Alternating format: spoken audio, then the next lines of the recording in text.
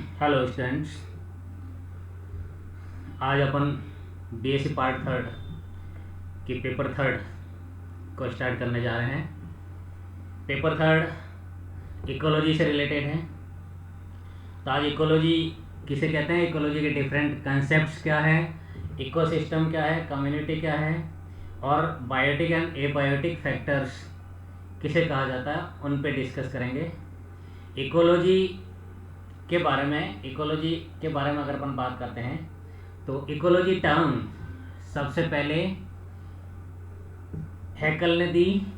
Ecology term का meaning होता है, ग्रीक लैंग्वेज का वर्ड है oikos. Oikos means house and logos. Logos means घर, study. Oikos means house. House means अपने घर की स्टडी को इकोलॉजी कहा। इसका वर्ड मीनिंग ये होता है, घर मीन्स आपके सराउंडिंग, मीन्स आप जहाँ रहते हो, आपका घर मीन्स मैक्सिमम टाइम आपका किस वातावरण में, किस एटमॉस्फेयर में पास ऑन होता है, उसको इन हाउस का इंडिकेशन इनका ये था। और लोगोस मीन्स स्टडी।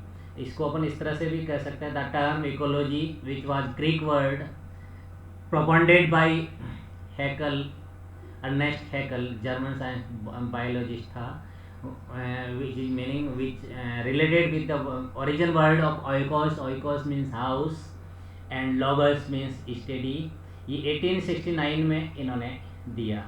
इकोलॉजी के अगर सिस्टमेटिक परिभाषा, ये एक डेफिनेशन और बात करें तो ecology deal with the study of interaction between living organism and their physical environment. Means जीव जगत का उनके भौतिक पर्यावरण के साथ जो इंटरेक्शन होता है, जो अभिक्रियाएँ होती है या जो अन्योन्य क्रियाएँ होती है, उनको इकोलॉजी कहते हैं। इन शॉर्ट अगर अपन बात करें तो ecology is the study of interaction between environment and biota. Environment means पर्यावरण जिससे आप घिरे रहते हो, the layer that was surrounded by us is called environment. Environment की भी अपन डिटेल स्टडी और डिटेल बात करेंगे। और लिविंग मीन्स जीव, either it can be human beings, either it can be plants, it can be microbes. Living being या living organism अपने environment, अपने चारों तरफ सराउंडिंग एटमॉस्फेयर के बीच में जो इनकी इंटरेक्शन होती है, जो इनका लेन देन होता है, जो इनका एक्सचेंज होता है, वो उन सब की स्टडी इकोलॉजी कहलाती है। Now ecology is defined as the study of ecosystem. Modern ecology या एडवांस इकोलॉजी उनको कहते हैं जिसमें इकोसिस्टम की स्टडी की जाती है। The ecosystem term was proposed by AC Tansley in 1935, where eco implies for the environment and system denotes an interacting, independent and integrating complex. Means independent unit अगर कोई एटमॉस्फेयर में है तो वो लिविंग बींग्स है, लिविंग ऑर्गेनिज्म है। और अगर उससे भी ज़्यादा कोई इंडिपेंडेंट यूनिट है तो वो सजीव है। सजीव में ह्यूमन बींग्स है, ह्यूमन बींग्स के अलावा प्लांट्स है, प्लांट्स और माइक्रोब्स या माइक्रोबियल फ्लोरा है। इकोसिस्टम में be defined as the system resulting from integration of all living and non-living factors. Means ecosystem को ऐसे भी परिभाषित किया जा सकता है कि इकोसिस्टम लिविंग और नॉन लिविंग का फैक्टर है, इंटीग्रेशन फैक्टर है, जो आपस में इंटरेक्शन करते हैं। इसको इस प्रकार से भी एक्सप्लेन किया जा सकता है। Thus any structural and functional unit of biosphere. Biosphere किसे कहते हैं? There are two words in generally, there are two words about ecology, biosphere और एटमॉस्फेयर। एटमॉस्फेयर गैसियस लेयर जो आपको सराउंडिंग करती है, इसको लिथोस्फीयर भी बोल सकते हैं। आइनोस्फीयर भी बोलते हैं, स्पेनोस्फीयर भी बोलते हैं और एटमॉस्फेयर भी बोलते हैं। मीन्स एयर की लेयर्स जो आपको सराउंड्स करके रखती है ना। और बायोस्फीयर उसको बोलेंगे, ये संत कंप्लीट हाइट है। बायोस्फीयर एटमॉस्फेयर का वो पार्ट जिसमें लिविंग बीइंग्स रहते हैं, जहाँ तक रहते हैं। जैसे ओजोन लेयर होती है, ओजोन लेयर सन से आने वाली अल्ट्रावायलेट रेज को से हमें प्रोटेक्ट करती है। इसी तरह से और भी डिफरेंट लेयर्स होती है, वहाँ पे लिविंग बीइंग के रहने की संभावना नहीं रहती है। तो एटमॉस्फेयर का वो पार्ट जिसमें लिविंग बीइंग्स रहते हैं उनको बायोस्फीयर कहा जाता है। क्लियर?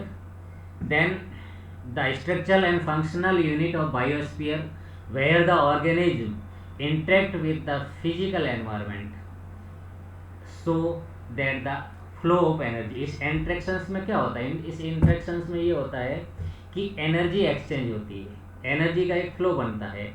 एक ट्रॉपिक लेवल से दूसरे ट्रॉपिक लेवल में एनर्जी फ्लो कंडेंस होता है, एनर्जी फ्लो कंटिन्यू होता है या पास होता है। Lead to clearly define trophic structure. Trophic structure mean there are so many trophic levels. Either we can talk about the tropic level of producers, means some organism they produce food material for all further living beings, and they are called producers, just like plants and plants products. Okay. Then consumers, so many levels of consumers. Consumer level first are there, consumer level seconds is also are there, consumer level third is also there, है ना।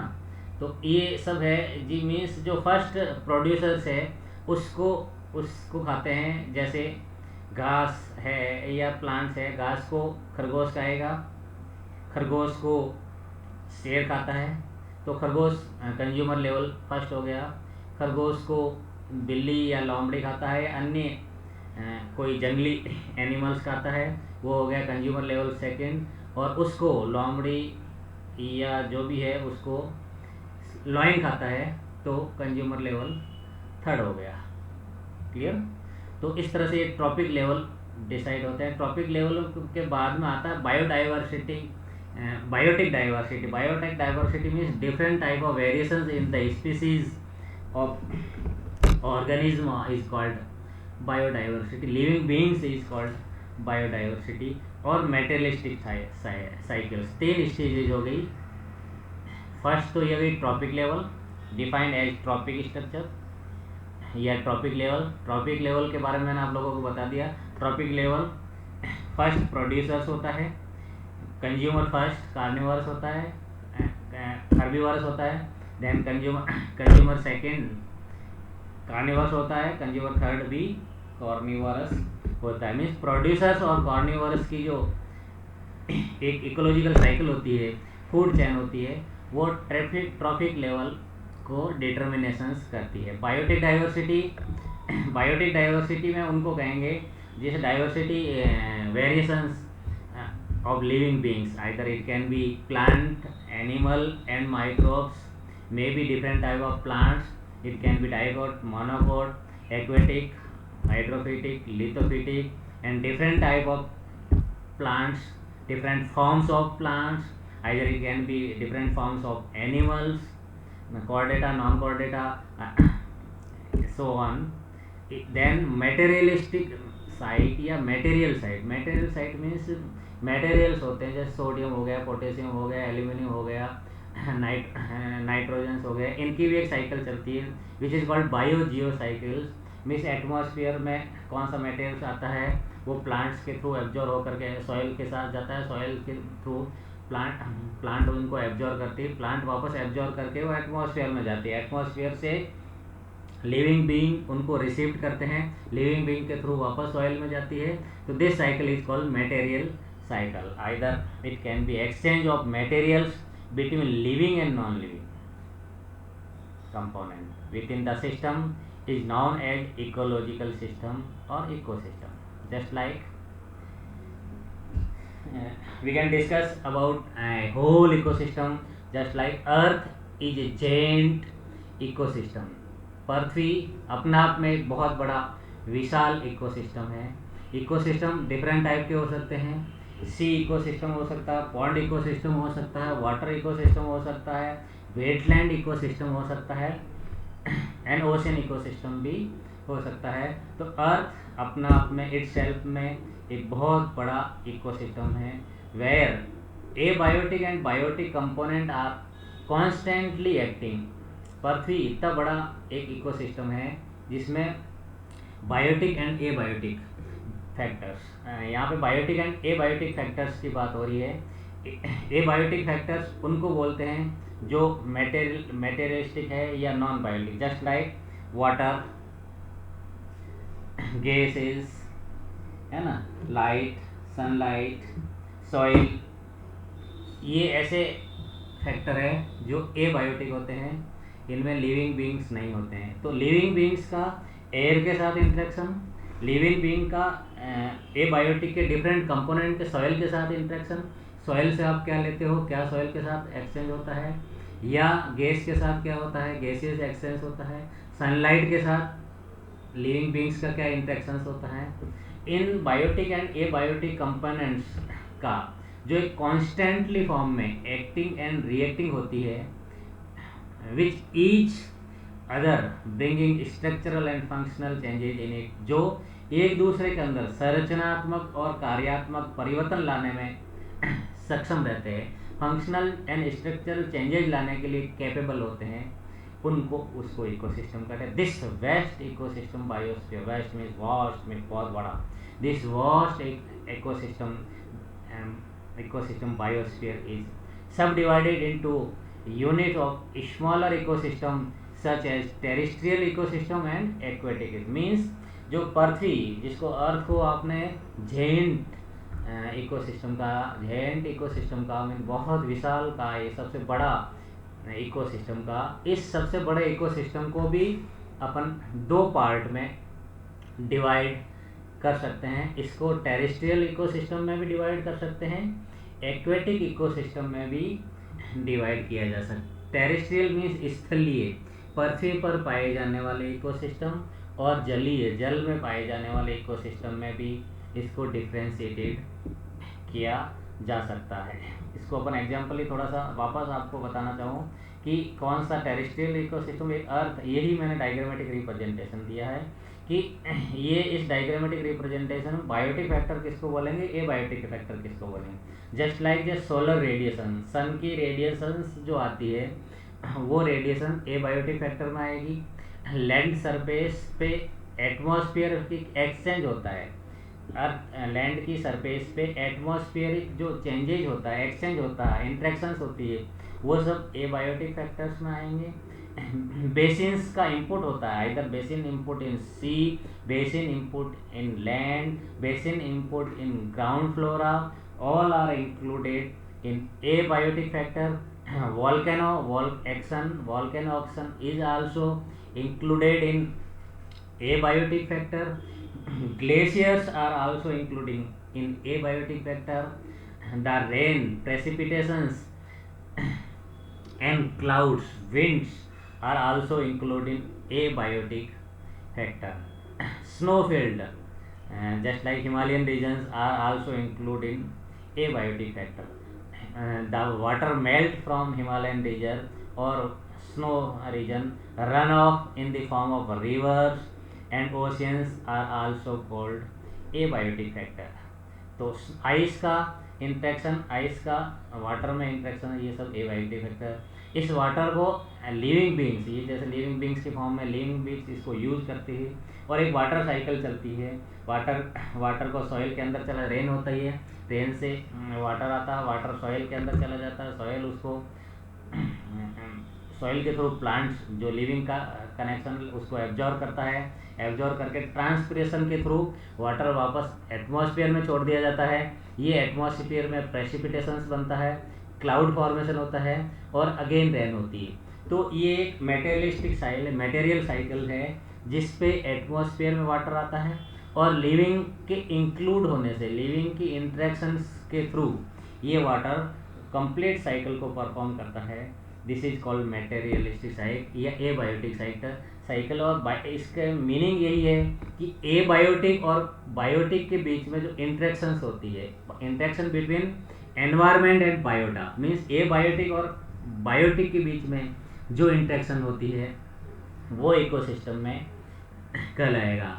The great ecologist ऑडम ने यही कहा था कि interaction between environment and biota in uniform direction, unidirectional reaction, either it can be by directional reaction, एक दिशीय reaction भी हो सकती है और दोनों दिशा में भी जा सकती है। इसको अपन इस तरह से बात करें कि बेसिन्स होता है, बेसिन्स का सेडिमेंटेशन होता है, सेडिमेंटेशन के साथ सॉइल वाटर फॉर्म में चली जाती है, पॉन्ड्स में चली जाती है, रिवर में चली जाती है, ओशियंस में चली जाती है। इसके कुछ पार्टिकल, इसके मिनरल्स, इसके थ्रू जो मिनरल्स होते हैं वो sea animal just like aquatic ecosystem, या एक्वेटिक इकोसिस्टम में जो लिविंग बींग्स पाए जाते हैं, फिशेस पाई जाती है, क्रोकोडाइल्स पाए जाते हैं, different type of biological variations पाया जाता है, बायोडाइवर्सिटीज पाई जाती है। इन बायोडाइवर्सिटीज को डिफरेंट फॉर्म में उनको एब्जॉर्ब करती है और उनके थ्रू वापस एटमॉस्फेयर में एक्सचेंज होता है उसको बायोलॉजिकल साइकिल्स कहते हैं। ग्राउंड वाटर डिस्चार्ज होता है, ग्राउंड वाटर भी सरफेस में जाता है, एटमॉस्फेयर में जाता है और उसकी भी एक साइकिल बनती है। ओशियंस में जाता है, ओशियन से न्यूटर एब्जॉर्ब किया जाता है। फ्रेश वाटर डिस्चार्ज होता है, फ्रेश वाटर को भी एब्जॉर्ब किया जाता है, न्यूट्रिशंस के फॉर्म में आता है, न्यूट्रिशंस लिविंग बींग्स के थ्रू लिया जाता है, लिविंग बींग्स के थ्रू न्यूट्रिशन वापस सॉइल में जाता है, सॉइल से इसमें आता है। तो इस तरह से ये biological cycle, biotic cycle, abiotic और बायोटिक का जो आपस में इंट्रैक्शंस है वो इकोसिस्टम का मेन कंसेप्ट कहा जाता है। तो इसमें ये अपन ने बात की थी कि कंप्लीट अर्थ को 2 टाइप ऑफ इकोसिस्टम में डिवाइड किया जा सकता है, terrestrial ecosystem and aquatic ecosystem. इसी तरह से दीज सिस्टम में बी फ्रीली एक्सचेंज एनर्जी। अगर किसी सिस्टम की अगर बात करें तो each and every system of ecosystem is freely on the basis of the interaction on freely exchange energy and water material from outside. An open ecosystem or may be isolated from outside is closed ecosystem. There are 2 type of ecosystem. Open ecosystem उसको बोलेंगे जो energy के flow को आपस में exchange करता है ना। और क्लोज इकोसिस्टम बोलेंगे वन एंडेमिक प्लेस पे इकोसिस्टम खत्म होता है, उसका किसी भी दूसरे इकोसिस्टम के साथ आपस में इंटरेक्शंस नहीं होती है, एनर्जी एक्सचेंज नहीं होता है। An ecosystem is normally an open ecosystem with a continuous but variable influx and losses of material and energy, जिसमें कंटिन्यू रूप फॉर्म में एनर्जी और मटेरियल्स का एक्सचेंज होता है, उस इकोसिस्टम को ओपन इकोसिस्टम बोलेंगे। मीन्स इस कंसेप्ट में एक बात निकल के आई कि सबसे पहले तो अर्थ मैन इकोसिस्टम की फॉर्म में अपन ले सकते हैं। अर्थ के बाद में अर्थ को 2 पार्ट इकोसिस्टम में डिवाइड किया जा सकता है, terrestrial ecosystem and aquatic ecosystem. Either total concept of ecosystem can be divided into terrestrial ecosystem and aquatic ecosystem. Aquatic ecosystem अपना आप में एक पार्ट होता है और टेरेस्ट्रियल इकोसिस्टम अपना आप में डिफरेंट पार्ट होता है। जस्ट इसी तरह से इकोसिस्टम को 2 तरह के इकोसिस्टम और हो सकते हैं, open ecosystem and close ecosystem. Open ecosystem हमेशा उस इकोसिस्टम को कहेंगे जिसमें एनर्जी और मटेरियल्स का एक्सचेंज होता है या कंटिन्यू फ्लो बनता है, different type of variable materials का लॉस होता है, एनर्जी का लॉस होता है ना। दस an ecosystem represented the highest level of ecological integrations which is energy based and this functional unit is capable of energy transformation, accumulation, circulation. Its main function in ecological science is to emphasize obligatory relations, interdependent and causal interactions. इसी तरह से ecosystem highest level of ecological integrations को show करता है। Highest level of ecological integrations इस ऐसे होगा कि जैसे प्रोड्यूसर्स होता है, मैंने इससे पहले आपसे बात की थी, प्रोड्यूसर्स होता है, प्रोड्यूसर्स इकोलॉजिकल का प्राइमरी लेवल होता है, फर्स्ट लेवल होता है, प्रोड्यूसर्स लेवल होता है, प्राइमरी लेवल होता है ना। इस प्राइमरी लेवल्स में जैसे 100% एनर्जी फॉर्म है तो इसका कंज्यूमर लेवल फर्स्ट इसको अगर ईट करता है, इसका यूज करता है, तो उसमें से 10% एनर्जी आगे फ्लो होती है। वो 10% एनर्जी से कंज्यूमर लेवल सेकंड उसको यूज करता है तो उसका भी 10% एनर्जी आगे फ्लो होती है, और कंज्यूमर लेवल थर्ड अगर इसका यूज करता है तो 10%, this is 10%, only 10% energy is use by consumer level first to consumer level last, है ना। This is the highest level of ecological interactions, but remaining energy are exposed to environment and they conduct different type of reactions in environment and environmental structures. Okay, next class में अपन इसकी different conditions की study करेंगे. Okay.